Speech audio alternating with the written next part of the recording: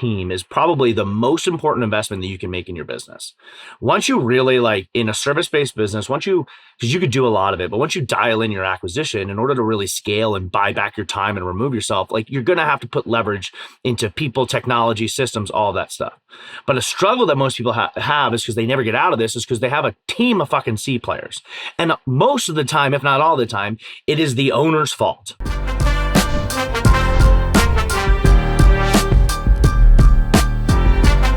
So I was actually thinking about it. I feel like I get my ideas for stuff for us to jam on as I take a shower after my morning workout. Something that's been a common trend in the conversations that I've been having with our clients, you and I have had, and then also something that Josh was saying to me this morning. So it's kind of twofold. One of the biggest things that we've been talking to our clients about is the ability to zoom out. Okay. And a lot of people, and I think this is even kind of going back to even a little bit of our conversation this morning about even prioritizing. But a lot of people need to be able to zoom out and then in order to really understand the bigger picture, because we're talking to a client where he wants to be in the future at the current moment. Me too. So, and I was like, dude, all of us are guilty of that. So what ends up happening is that can potentially create overwhelm or frustration or lack of actually focusing on the right things, getting distracted or even looking for the shiny objects, as opposed to just being like and able to zoom out and understanding. There's a quote that I love. I'm pretty confident it's from Andy Frisella, which is the person you are today is the result of the actions for the last years, and the person you're going to be in 3 years from now is what you're doing today. Very true. So, and through the conversations that I've had with, some of our clients, and even like, and this doesn't matter if you're just getting started in, scaling a business or you're already, super successful. We all kind of fall, maybe prey at certain times to this and the ability to get sucked in and not being able to see the bigger picture, the zoom out. And this kind of goes to just focusing on one thing to a degree too. And I have a good story I'll share in a bit because it's been jamming or talking. But, you get one bad day of sales. You get one bad week of appointments not showing up or people not picking up the phone. And a lot of people are just like, this shit doesn't work. And they want to throw their hands up and they want to quit when it's like, it's not 100% linear. Right. It is, you have to zoom out. You have to look at it as a bigger picture. I've had a bunch of weeks in a row where people aren't showing up or people aren't picking up. There's an issue. But if it's 1 day, 2 days, or maybe even just 1 week, but all the other weeks have been good and you've been consistent in actually doing the daily actions, then you're probably fine. You got to zoom out and look at the bigger picture. It's not linear. Right. There's going to be some weeks that are good, some weeks that are bad. And I think a lot of people kind of struggle to zoom out, look at the bigger picture of the actions so then it allows them to take those daily actions to then get to where they want to be in the future. But so many people want to be the future self now that they actually don't even take the actions they need to take right now. No, we talk about that with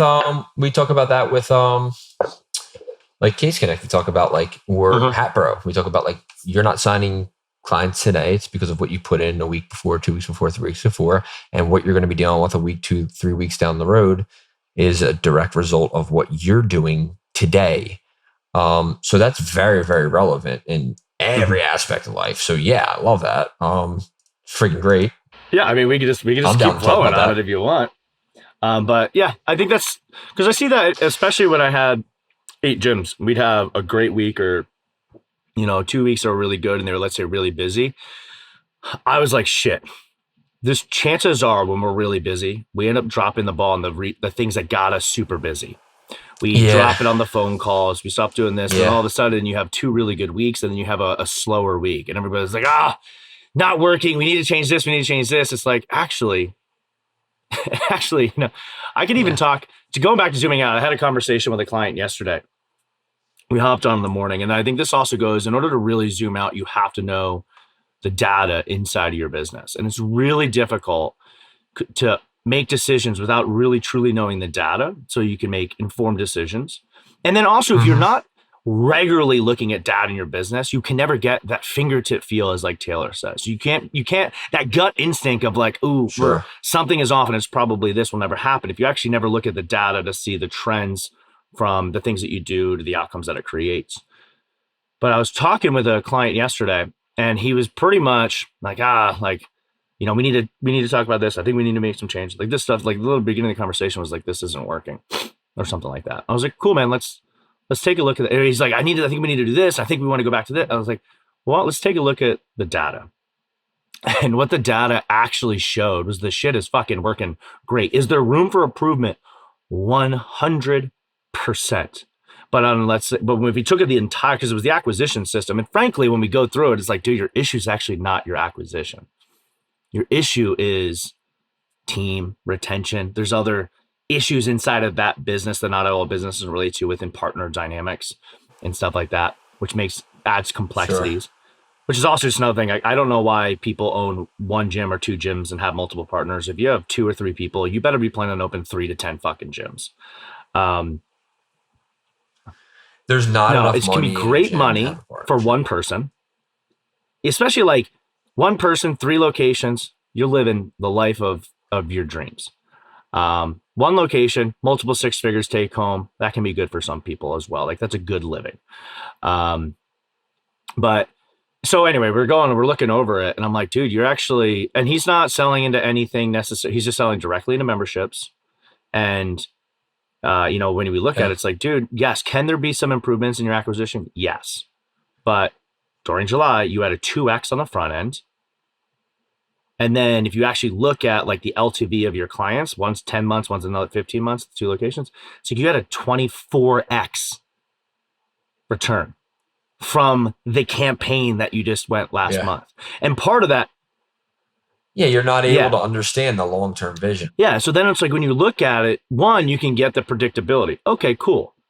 I know that if I keep doing this, and there was some changes even done in the appointments, that he was like, I think I want to go back to the old one. I was like, well, you don't know your data to know if you should go back to this other way when frankly, this is working because your show-ups aren't an issue. Your closing percentage isn't an issue. It's like, so we go back to this conversation we were having, but the other issue is here. So then also it's like, we actually just take a look at, hey, if you want to scale, like this is actually what you need to do. And I've been going on this trend recently for a lot of places. Like once your gym gets to a certain level or once your business gets to a certain level, like at Case Connect, if you wanted to scale Case Connect, you can't keep like, let's say at least on the acquisition side, if you're like, hey, retention's really good, we're going to scale it. Well, if you're spending, let's say 20 grand a month, 40 grand a month, that got you to here, there becomes a point where that's not going to allow you to grow anymore. You're either just going to hit your churn or you're going to have slow growth or whatever. So you have to increase it. So a lot of these, if your gym becomes like successful, you get to 100 members, 150, 200 members, depending on, let's say, your price point on a monthly basis, small group versus large group. Eventually, you're going to have to fucking spend more unless you're going to be kind of in maintenance mode and you're just replacing the churn. But if you're trying to grow, you have to step it up. So for a lot of people, and I was laughing to myself because we did have one client, his gym was getting 20 leads a day on like $50 in ad spend a day. Like, okay, this we actually got to reduce because the ability to actually keep up with that is probably not very good. So let's focus on optimization. I'm getting ready to hire somebody, and there's a couple things that I'm focusing on. One is, so this is a scorecard that I'm hiring off of. So one thing is we're writing out the mission of what the position is, and that's pretty much like a summary of like the job's purpose. So like you can explain it to everybody on the team why we're bringing it in at like very high level. Then we're going to write out some outcomes, like exactly what needs to get done by that position. And then like, what does success look like? Right. And then like core competencies, like how we operate in the day in, day out to achieve those specific goals, right? So mission, outcomes, and competencies. And we're talking about like the mission, like a client success is to grow revenue through increased conversions and longer retention, right? They're just going to increase the long-term value. Like we need to hire somebody for that. I'm sensing a void there. And I think that we can do better with that. And there needs to be more client support. Like John's spinning his wheels, doing too much of it himself, right? That'll free him up. So I think that that's to our team. That's why we need to hire somebody that's the mission for what we're hiring here. And the outcomes, grow average LTV by 20% by Q3 2024. I don't have it spelled out, but it's specific goal, specific number by specific time. It's almost like we're talking about SMART goals or setting specific goals. Like for the position I'm hiring, like I want that person to know, like, this is what we are expecting. This is what you need to accomplish. And this is the time frame that you need to accomplish it in.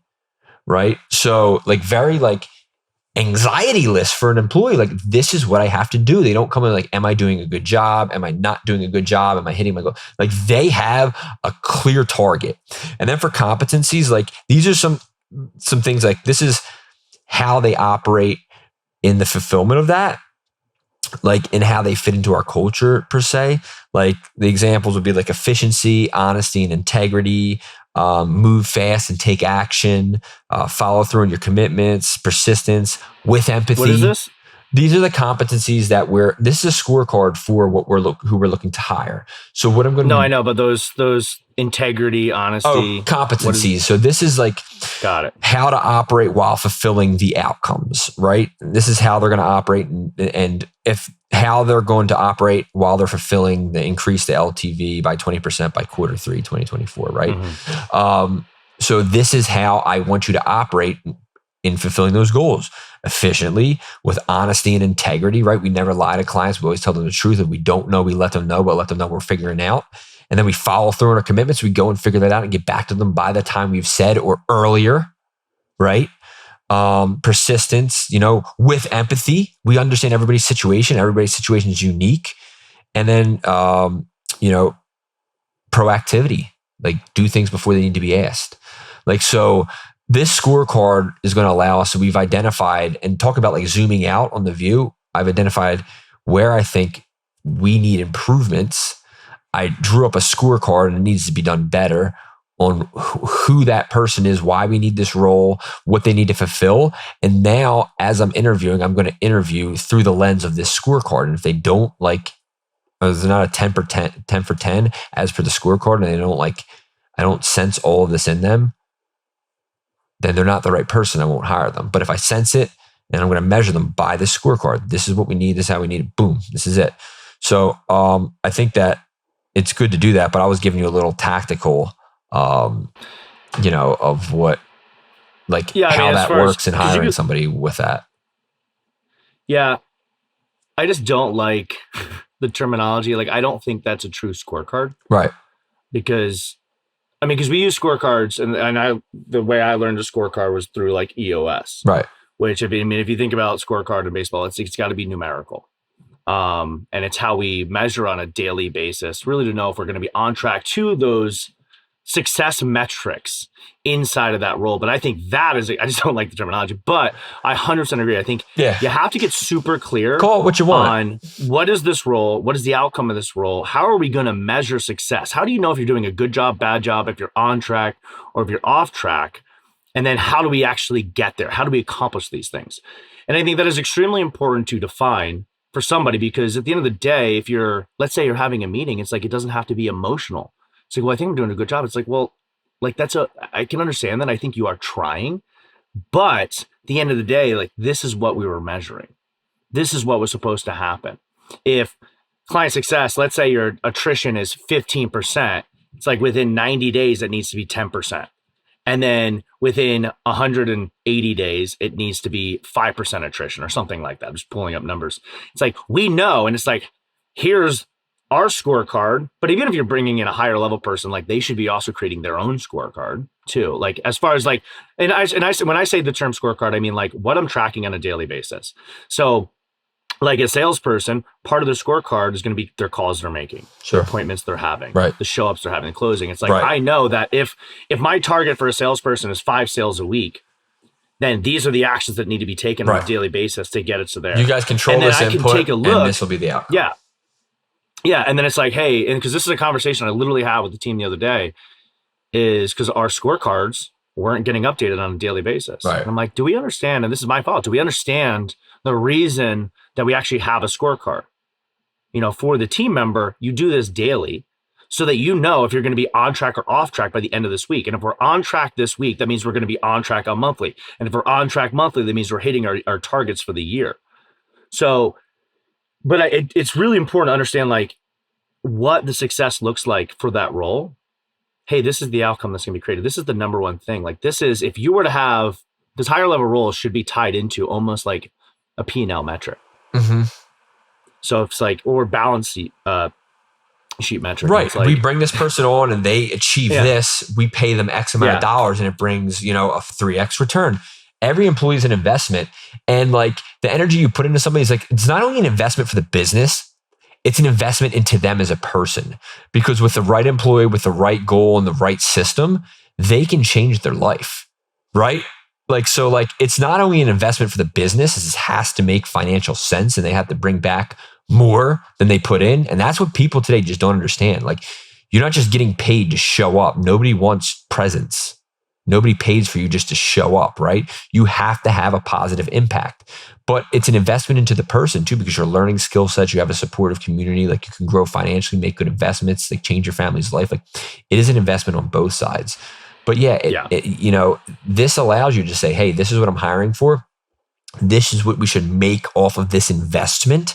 Let's invest these resources, time, energy, training, support, everything we need to train this person up and make them a better person, you know, or better ability to operate in this system or in this manner, which will suit them, which once you have that skill set, you have it for the rest of your life. So congratulations, you just got a free college education from me, right? Worth more than your 4-year degree.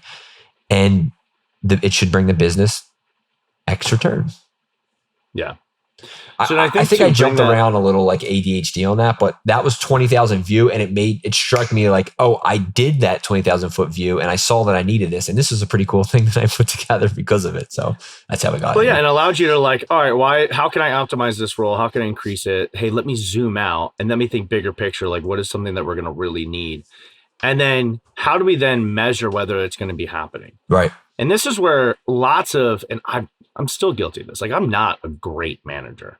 You know, but ultimately I do believe that the best way to manage people is to allow them to self-manage. And in order to self-manage, like, and that's the same thing for business owners. Like if we have the data, now there is an argument to be made. You see how bad I'm cringing right now with you saying that, you know that, and once you're done, I'm telling you the opposite. Well, I think we actually have the same amount. I know exactly where you're going and I agree with you. Like it doesn't mean self-manage where you ignore the person. You still are on top of them. You're still communicating on a daily basis. You're still having that. Like part of it to self-manage is you have your daily scorecard. You give your end of day reports. Yep. You're communicating consistently. You're having more communication. Yep. But they're allowed to self-manage because the problem is that people tell their team what to do. Sure. So they never develop the skill in order to solve the problem. I agree. And especially for higher level people. Oh, you know what? I actually saw. So I saw this, I screenshot and I sent it to Josh. And I thought this was such a great thing. And why so many businesses struggle is going back to obviously team is probably the most important investment that you can make in your business. Once you really like in a service-based business, because you could do a lot of it, but once you dial in your acquisition in order to really scale and buy back your time and remove yourself, like you're going to have to put leverage into people, technology, systems, all that stuff. But a struggle that most people have is because they never get out of this is because they have a team of fucking C players. And most of the time, if not all the time, it is the owner's fault because and this is, so I saw this guy, actually, I saw this on Twitter from this guy, Brent Bashore, and I have no idea who this guy is. But he had C players. So this is what C, B, and A players. And this is the breakdown that he have. And I thought this was just like worded in one of the best ways. C players, in quotation marks, this is broken. Someone should fix it. A B player goes, this is broken. Do you want me to start working on fixing it? And an A player goes, this broke. I fixed it, recruited someone to be responsible for it, and created a process for others to more easily fix it in the future. Yeah, it's pretty cool. Send that to me. That's pretty cool. I was just like, dang, like this. I'm going to make a social media post and pretend like I created that and not give you any credit to it. Well, I didn't even create it. Well, fuck it. Then let's both act like we created it and post it at the same time. But I think it's such a great, and especially when you're looking to hire like a leadership team. And this is a trap that, when you're hiring people, if they're supposed to be so good, like they shouldn't require, like you should be like, hey, this is the role that I'm hiring for. This is the parameters around that it should be done. But like and then it's like, so here's how we do it. But you're the one who has the skill set. If you're hiring like a true leadership level person, but you're the one who has the skill set to do this. So you create the processes that needs to be done. You go ahead and create the team that needs to be done and measure all the outcomes that need to be done in order for this to be successful. I don't think either of us has a true leadership level employee. Oh, I know I don't. I know that, but there's also like 100% I don't. In the past, I had some. when Legion was bigger. For right now, for Gym Academy, it's not needed. Leadership is Josh and myself. But that's what I need for Legion to truly be done. Right. If I was going to truly scale Legion or whatever, even if I go the franchise route or corporate route or whatever, like that has to be that role in place where somebody's saying, this is how we're doing it. And I think that's but I think that's a great way to look at it, is even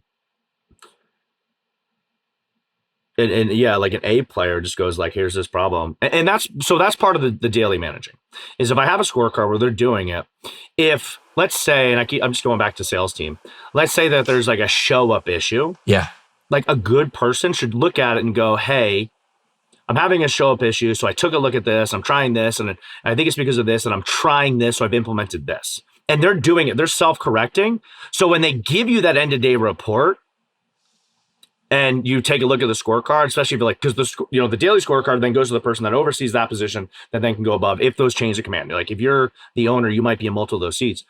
But ultimately, like, it shouldn't be, hey, we have a show up issue. What's going on? I don't know. We'll try this. Okay. But then they're never going to solve it themselves because you've always told them to do it. Right. And if it could be the position, maybe that is the requirement. Maybe it's not ever going to be a position that's going to attract that kind of individual.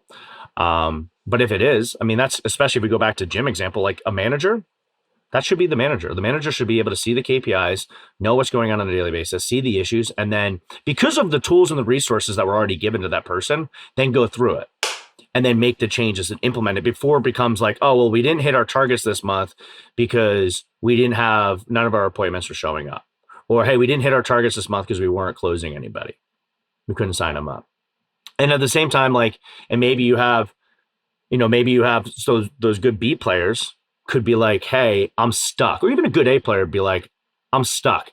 Here's what I'm thinking. Do you have any ideas? But if like an end of day report, that's part of what you're asking. Like, is there anything I can help you with? So I'm communicating. So I think that struck a chord with me. I think I'm at fault for a lot of like B player-ish because I'm an enabler. Because like, I feel like I answer everybody's problems, but nobody brings me like solutions. It's always like, yo, what should we do here? Or it's always like me seeing an issue. Like I literally am the one identifying the issues, giving them solution. Like I don't even have issues identified to me. Yeah. Yeah. Something I need to work on. It's my fault. I think it's the hardest thing. That's why I'm spinning my wheels. That's why I'm so stressed out, because I have to do everything for everybody because I don't have anybody in any of my business that's able to identify and give solutions for that, or give like good tangible solutions. And maybe it's because I just give people answers too easily. I think you're also, I think, very good, because I'm guilty of this too. Very good at it. Or at least you have an idea of what should be the solution or something like that. Or you're the one who's like, part of, I think, like really driven individuals, especially founders, is like, there is the belief that's allowed us to be successful is that nobody's going to do it better than us. But at the end of the day, like, we have to also teach our team to critically think and fail. Yeah. And then also be okay if they try something and it doesn't work. Yeah. And I have no idea if they've ever tried stuff in the past, but I know that's something like I just can identify something so quickly and solve it that I want to, and then I want to move forward. And I think there's times for that in a business. But what is that book, like Good to Great? Yeah.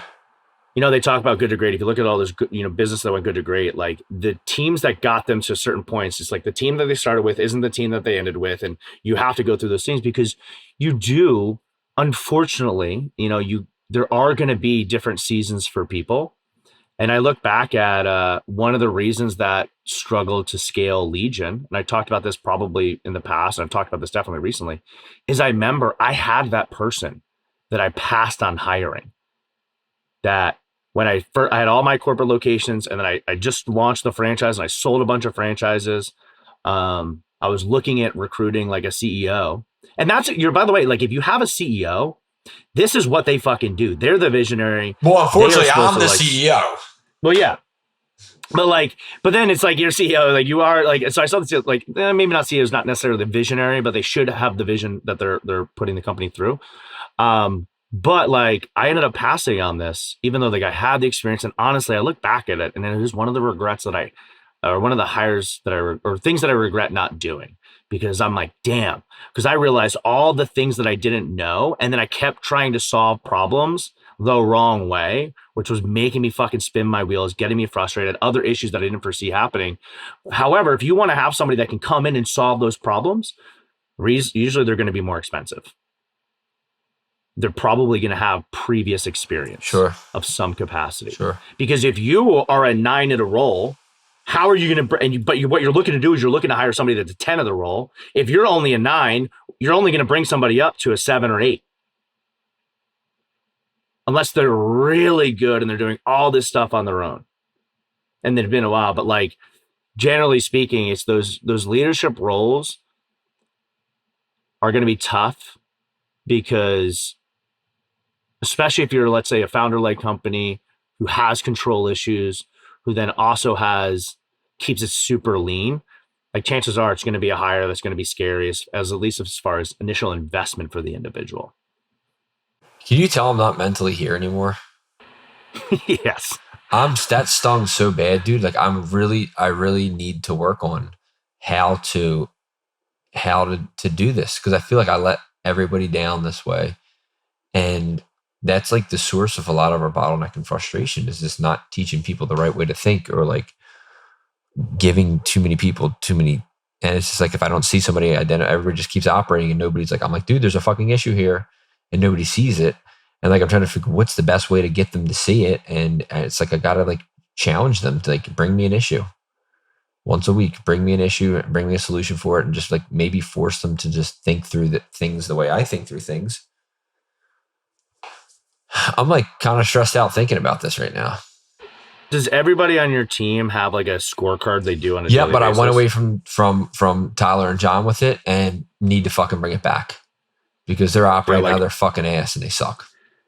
Like if everybody has, they know that. There's no surprise. Like, and we all do it. Like it's everybody needs to have, if they are like, let's say not somebody just taking a dividend who's not working in the business, like even you need a scorecard.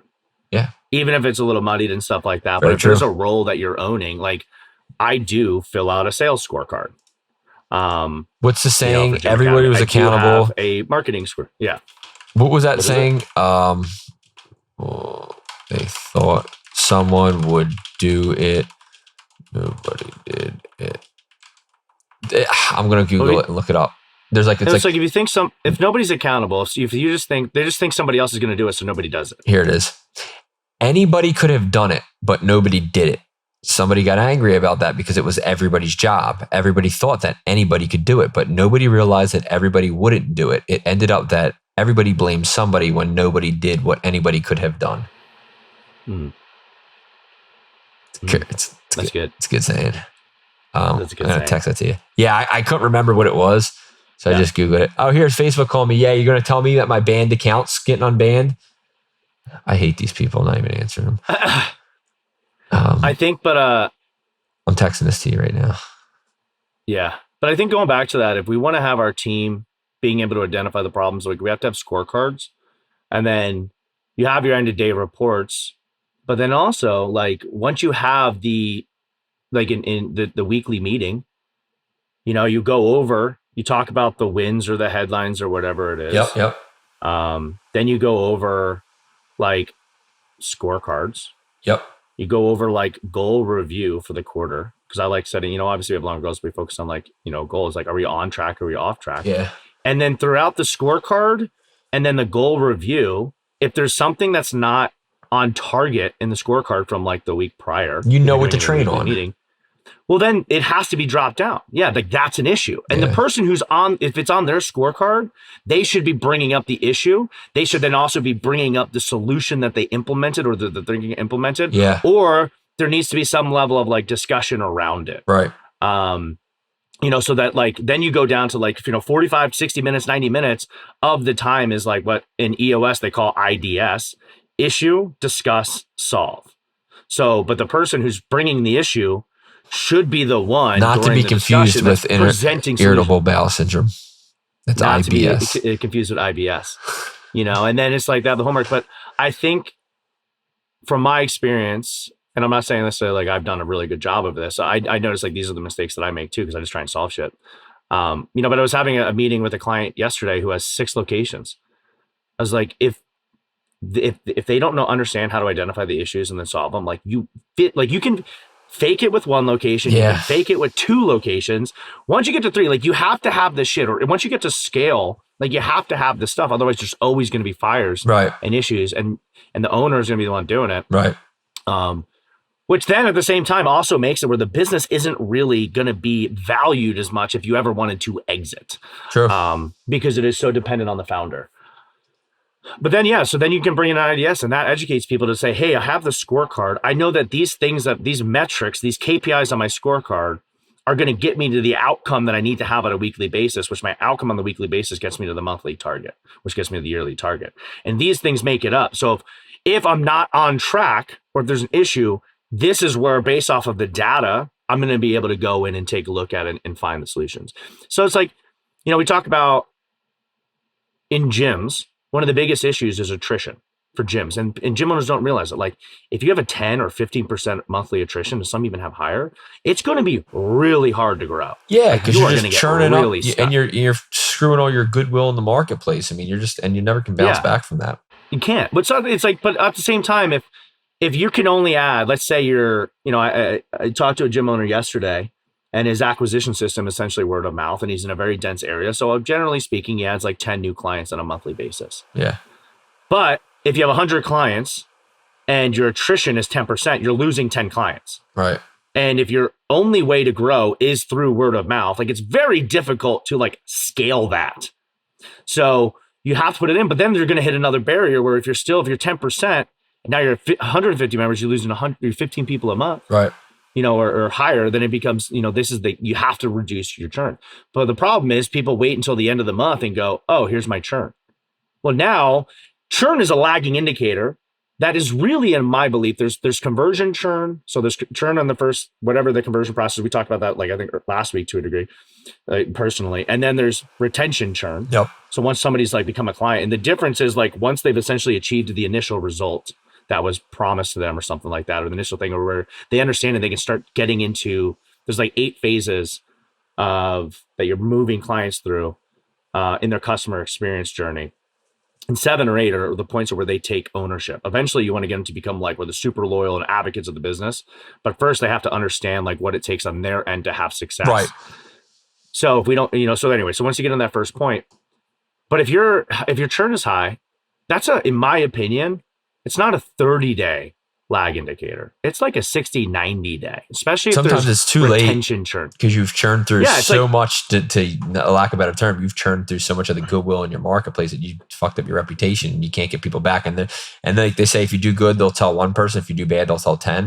Like if you're churning through those people and they're unhappy with you, and each one of those people that are leaving are telling 10, it's really hard to bounce back from that, dude. You can ruin your whole entire business. You can bounce. Yeah. I mean, especially if you're bad, you can bounce back, but the bigger picture is it's going to take you 90 days to fix your retention.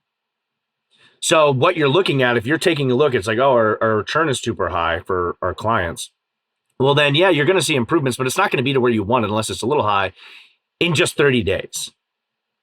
We have seen it where like, we had a client came with us and her churn at one of her locations was like 13%, like 60, 90 days ago. And last month it was 3% of that location, which is huge. But it's like, it takes consistent effort. So that's why you want to have lead indicators. And that's part of what's going to be on your scorecards and a KPI. It's like, hey, I know if I'm getting like what's a lead indicator for churn? Am I getting referrals? Right. If I'm a coach and I'm doing boot camps, like I have a class size. What is my class size average? If I'm semi-private, what is that? If I'm doing, we should also be surveying our members too, and kind of like seeing, like, do you do like an NPS score? Getting those ratings and stuff like that. So I think those are all like the lead indicators that you can do to determine, are we on track? Are we off track? And there's other ones you could do as well. Why don't we wrap this up? Catch y'all next week.